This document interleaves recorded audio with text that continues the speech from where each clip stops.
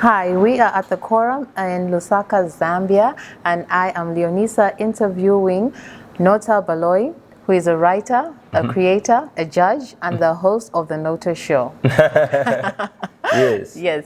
So there's so many things that you do, right? Is there something else that I've missed from there?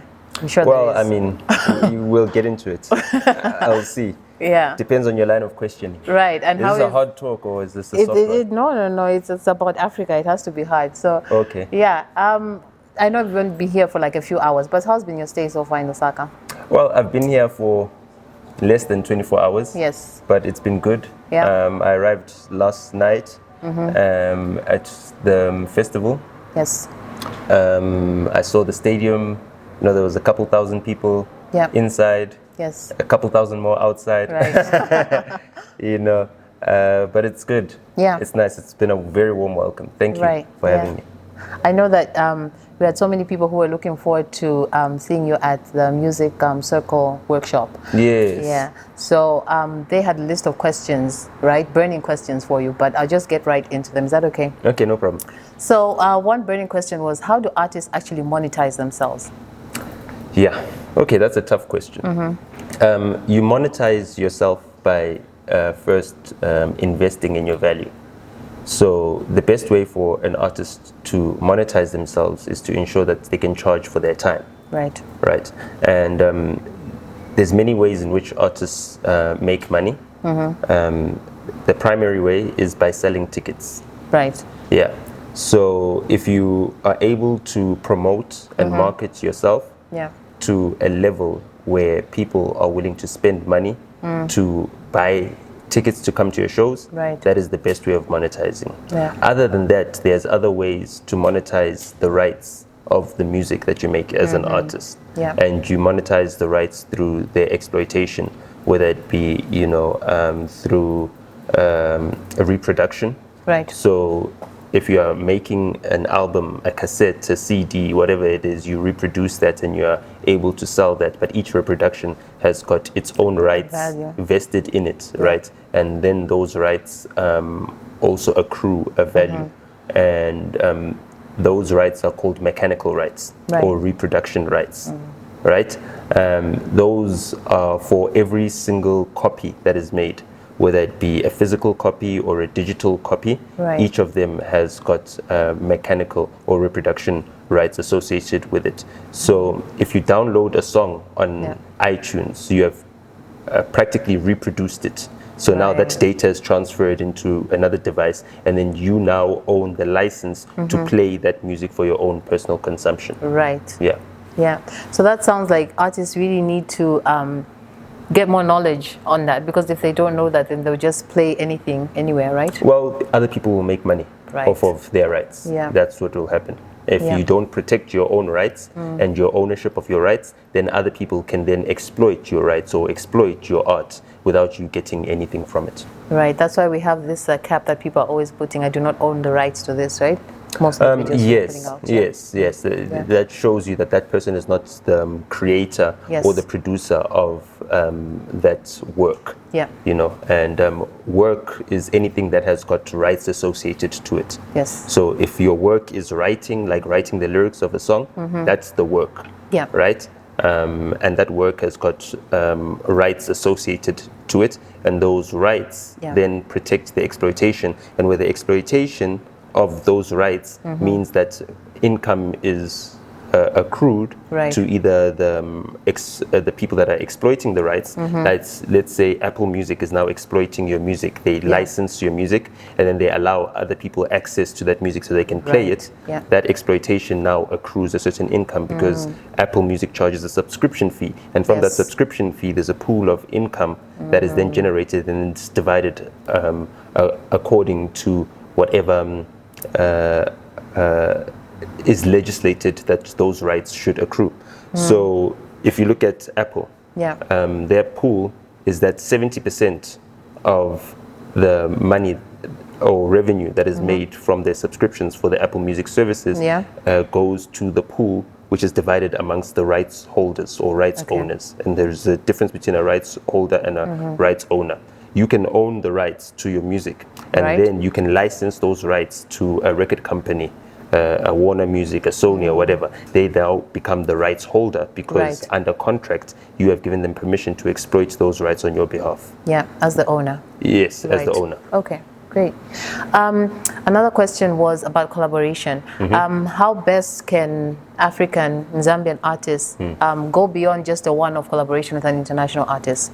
I think that the culture of collaboration needs to be within the market itself.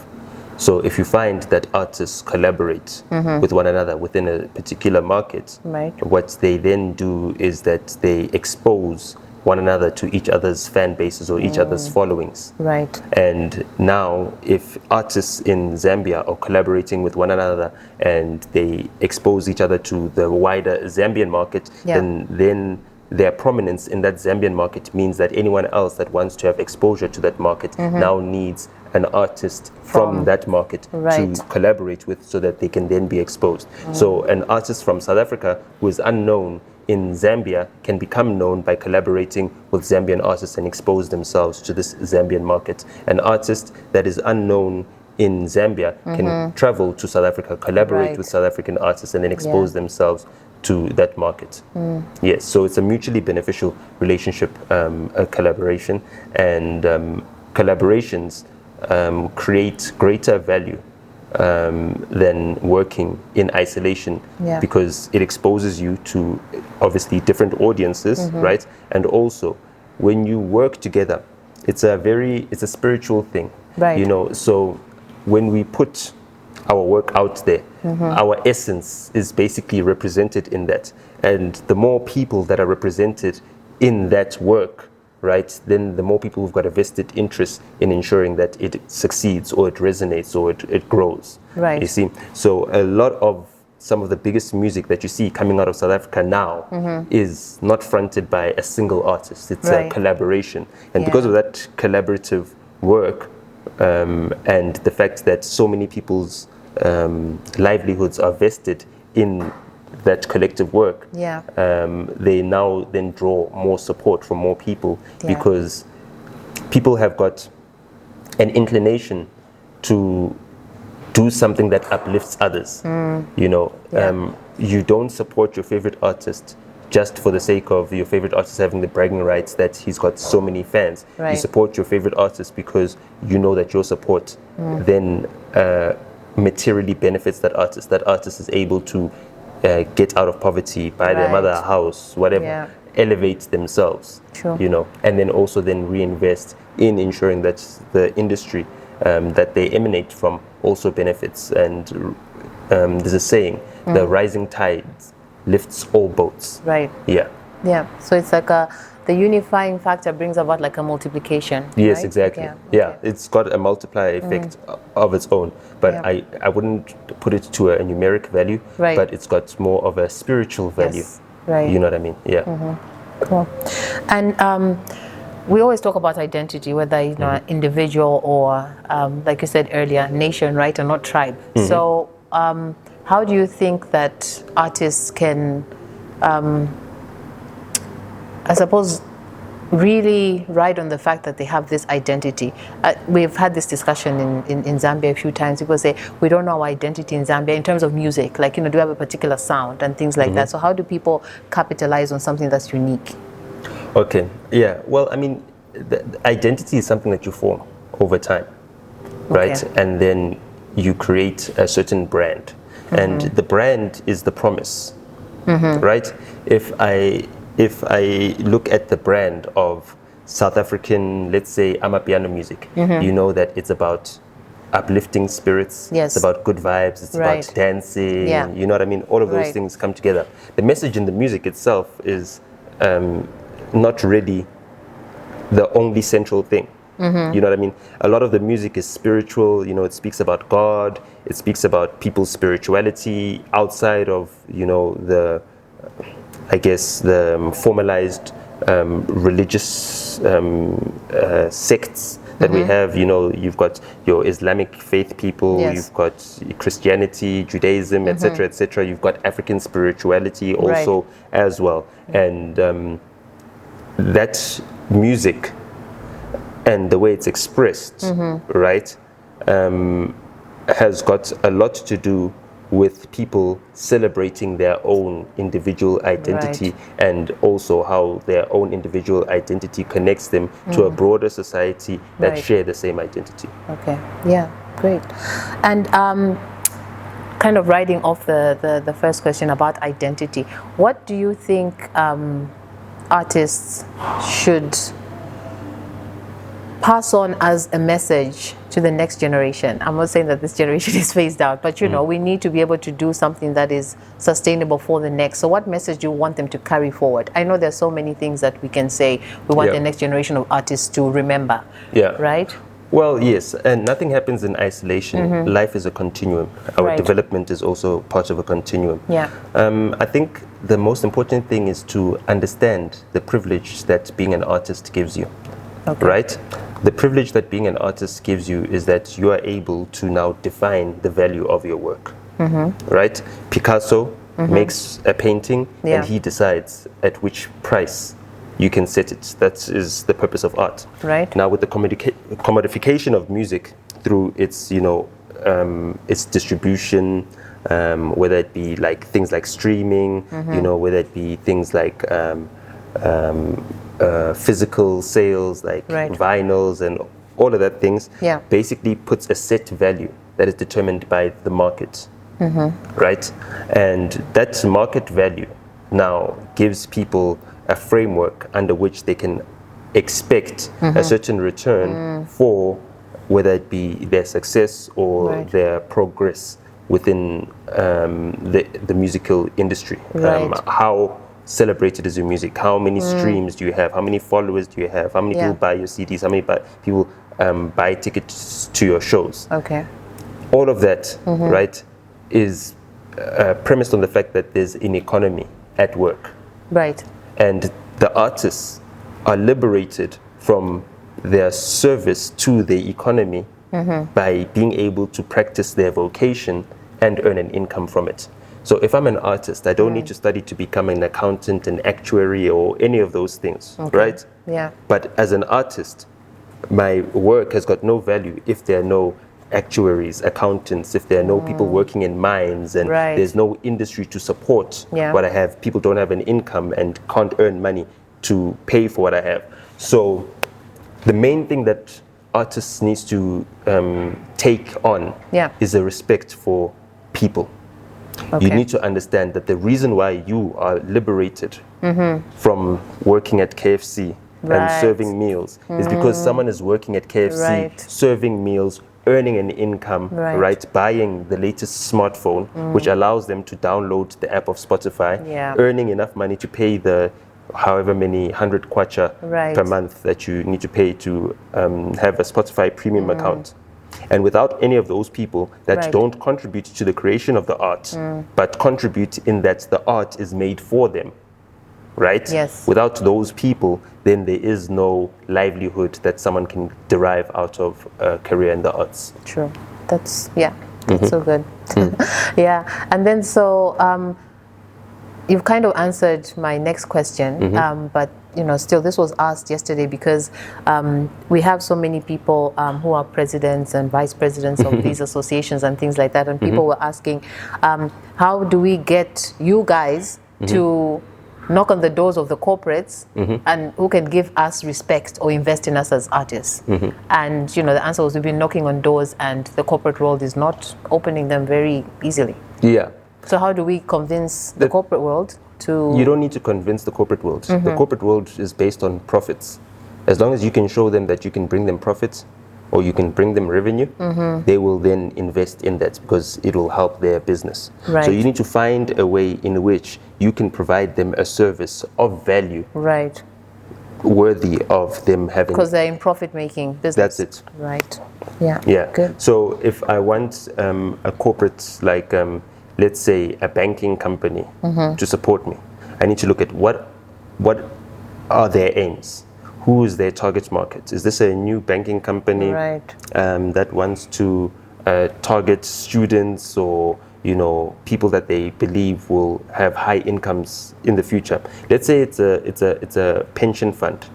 for professionals in the medical field, so people that are doctors, etc., etc. Yes. You now need to do something that will attract that audience, so that that brand or that corporate that wants to attract those people can then invest there, because they know that you've got that audience, you've got their market, you've got the attention of their market. Right, because every time, I mean, these companies are investing in something, whether it's billboards or a brand ambassador, they want to see a return on their investment. Exactly. So that's what you need to put forward. Yeah.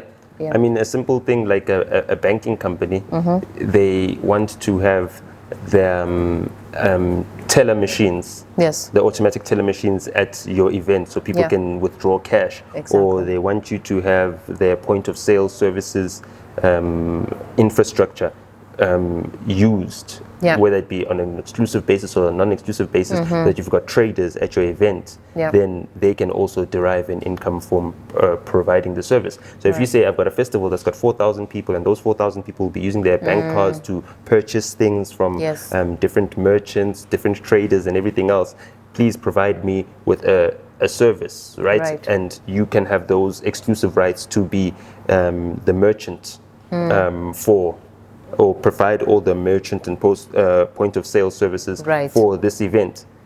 You can then charge them rent for them operating within your space, because you are the ones that are curating the space, you're the ones that are drawing the audience to them, and you're the ones that are getting more customers to use their services.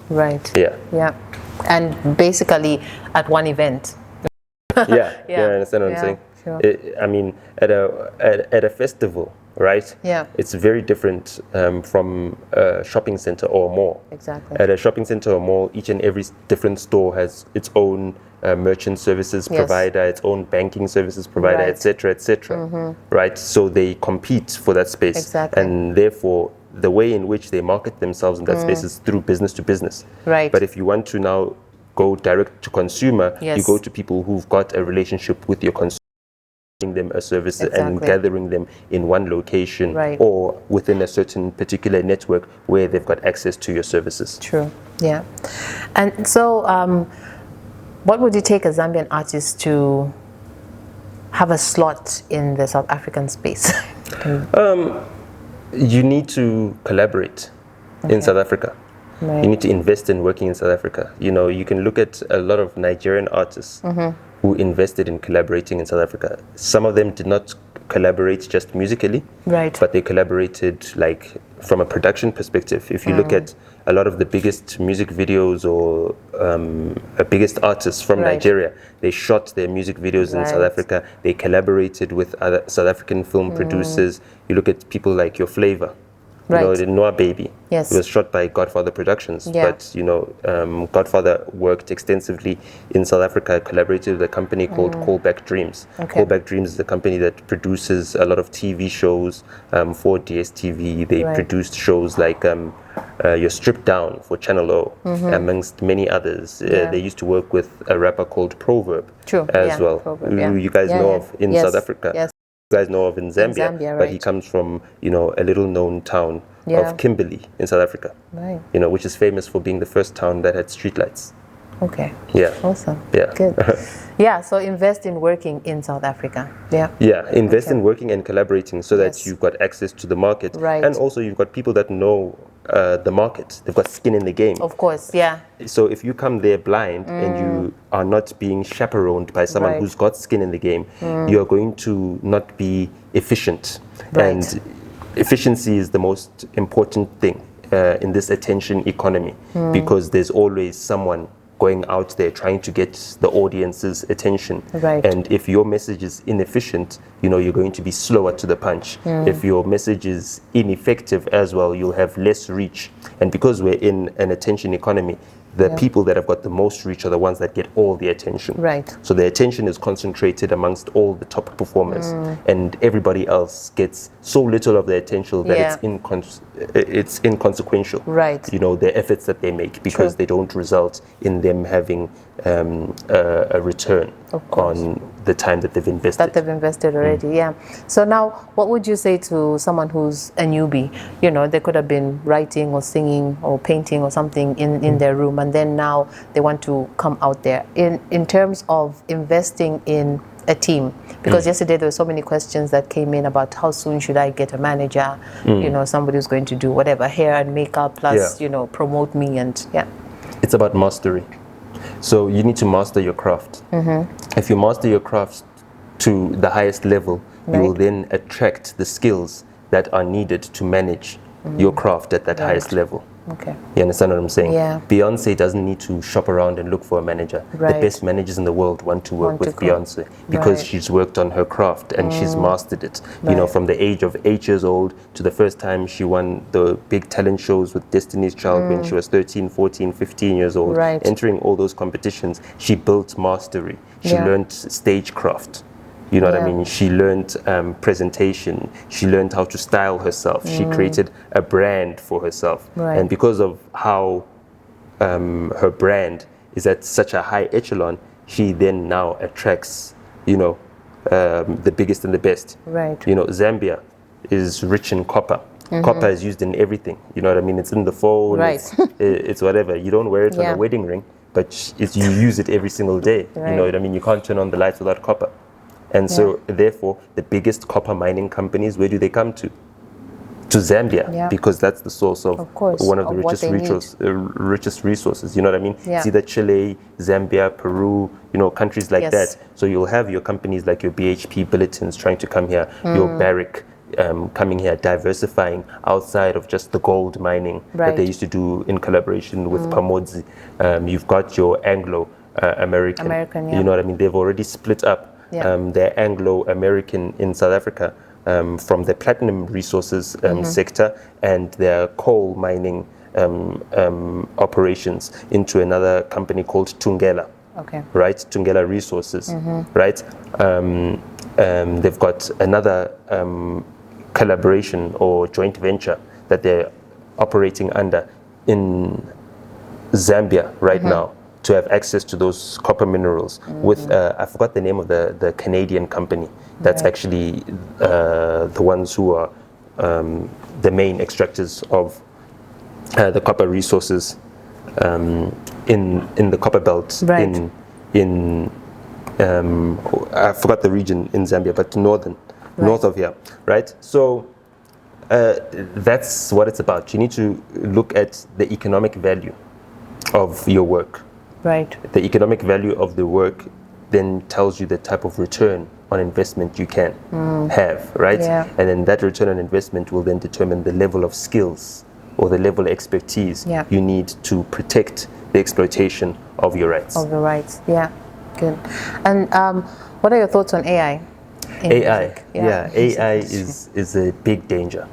Okay. What we don't understand about AI is that all the technologies that we're faced with do not come from here. They're not written by us.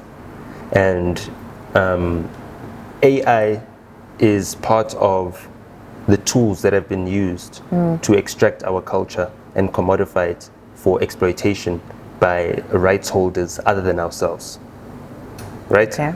So, again, I'll use Beyonce as an example. Yeah. Beyonce is a black artist. Right. Black artistry comes from a history of culture and craftsmanship that started on the African continent. Now, Beyonce and her ancestors were extracted from the African continent. Right. They made something out of themselves by practicing their culture, right, and their customs. Right. Whether they were disconnected from the language, right, they still practiced their culture. They still sang, you know what I mean, which is part of our cultural traditions. It's something that is within us. Yeah. You know what I mean? It's like the same way you can't teach Europeans to dance. Right. You understand what I'm saying? They can do many hour tutorials, but you can see a European. Or you don't have to tell us to dance and sing at any occasion, whether it's, a funeral, it's a wedding procession, or whatever it is. Yeah, because we've got very good listening skills. Right. So the listening skill that we have, right, is now part of our DNA as Africans. We are listeners. We have oratory traditions. We pass down our culture through oral traditions. You understand what I'm saying? We sing. Yeah. You understand? The Europeans, from post-Enlightenment era and everything else, and the culture that they practice, right? They are more writing and reading. the printing press, the books. Right. You know what I mean? Yeah. So that's why it's easier to have, if you a mixed country like in Zambia, if you go to any school where it's multiracial, you see that in the libraries, in the books, novel, fiction, whatever it is, those are dominated by white children who want to do that. When it comes to doing things like dancing, singing, and everything else, that's where the black children excel. When it comes to the way in which we learn, the black children excel at things where they can learn just by listening. Right. Whereas the white children excel at the things that they learn by reading and going through and processing. Okay. Right? And those are some of the things that we need to understand. So what do we need to understand about? We need to understand that we are primed for exploitation. We are the creators of our cultural works and our cultural value. So are you saying but someone we're has not been the listening to exploiters us? of it. Do you understand what I'm saying? We create the cultural works, right? But we don't exploit it. We don't control the factors of production. We don't control the makers of the CD. What you said before, that you have the owner, and then now you said it to Sony, and then they're the ones who are. Yes, but you also now have the cloud. Right. Amazon's cloud. You know, that's where all your songs are stored. Right. Right. So when you listen to a song on Apple Music, whatever, it goes to the library there at Amazon, which is stored in their cloud. Right? Yeah. None of this is happening within the African continent. If you look at any of the native AI systems, they're all based on services that are either in the United States or in the Far East, Asia, Japan, China, you name it, right? Not Africa. Not Africa. Right. So we don't have our own data centers. And even if we do have data centers, those chips are not here. Even though the silicone that is used to make those chips, a lot of it comes from here. Right? You understand? Those are some of the things. The copper that is used in those electronic components, right, comes from here. Right. But we do not own what is on the chip. We don't own what's even under the soil because we are not even extracting that, and therefore we cannot control how much access other people have to it. So let's look at it like if let's strip the copper. Right. Let's look at what it's used for electricity. If we were using copper to control electricity supply, right, we'd have the source of the copper that provides the electricity supply, but we've got no control over it. Now everybody else can use the electricity as much as they want to, right, without paying us, that give them the ability to use that electricity. Yeah. So that's what AI is doing. It's allowing another layer of extraction, but now it's taking it away from a human being that's extracting. It's taking it away from the executive that comes and entraps you in a contract that doesn't favor you. Right? Now it allows a computer to take your work, learn how to replicate your work, and then create your work. The most important thing that we need to inculcate in our people is a support for human-made art. True. That is the way to defeat AI. The only way to defeat AI is that when I choose to listen to music, I choose to listen to music that is made by a human being who's got parents that they support, who's got children that they need to take to school, who's got clothes that they need to wear, who's got food that they need to eat. If I now enrich the AI, that AI is not going to go and get its hair done at the salon. With that enrichment. You understand what I'm saying? So that AI is not going to build a mansion, marry you, allow you to have lots of kids, take them to school. Do you understand? So that's what we need to teach to our people so that our culture is not stripped from us and then put in binary and then quantized to a point where, you know, it's unrecognizable from where it started. From what the actual creation was. Okay. And go ahead. So you're here in Zambia for so many things, but I know that you are collaborating with Exclusive Limited. So what can we look forward to with your partnership with Exclusive Limited? Well, I mean, for me, I feel like I've come at a point where my contribution to my local industry has, you know, reached a point where there's nothing more to contribute. And the fact that I come from an economy which is better off than the rest of the neighboring countries on my continent puts me in the privileged position to have a responsibility to share the knowledge and experience with those that haven't had the same level of exposure, so that they too can benefit from the progress that has been made in South Africa. And I want to spread that across the continent, because there needs to be something that unifies us as a people on this continent. You know, the Asians are unified by the fact that they're Asians, you know what I mean? The Europeans are unified by the fact that they are Europeans. They've got a certain centricity to a culture, you know what I mean? But we don't have anything that one can say is Afrocentric, you know? We're all divided amongst our different nations, our different localities, our different geographies. And because of colonialism, our parents weren't able to come together.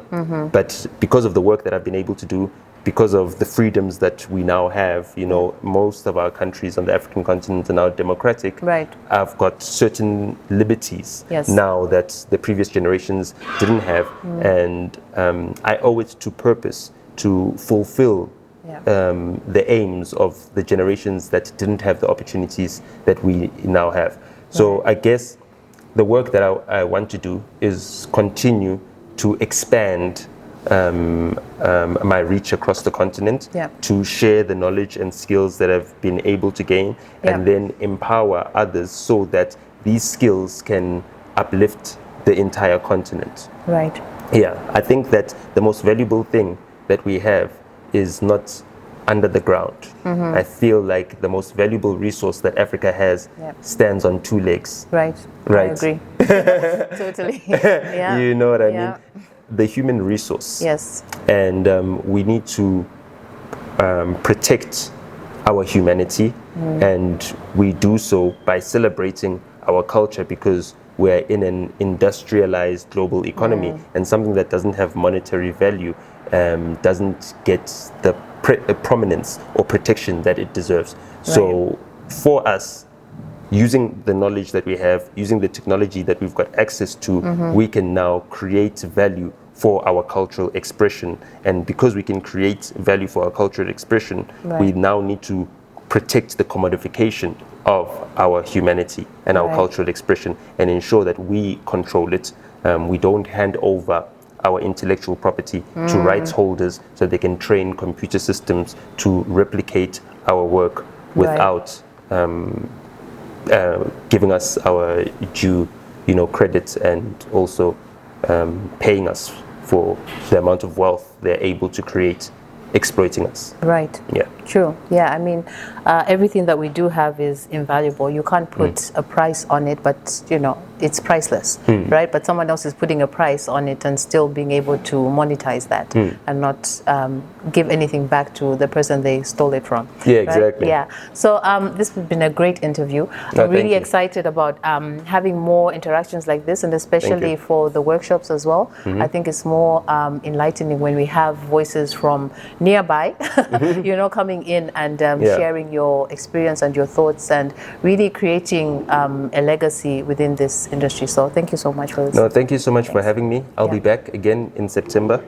There's another conference as well, and this time all my Interpol problems have been sorted out, so I won't miss that. And apologies to those people that were expecting to see me at the workshop. Unfortunately, I wasn't able to travel. It was something out of anybody's control. It had nothing to do with either being late or tardy or anything else. You know, it's factors that we had no control over. But still, I'd like to apologize to those people that were disappointed, and I hope that I've answered some of the more pertinent questions, and they'll be able to watch this, share, and then send you guys further questions, and we'll be able to catch up when I see you again in the springtime. Thank you so much. Thank you so much.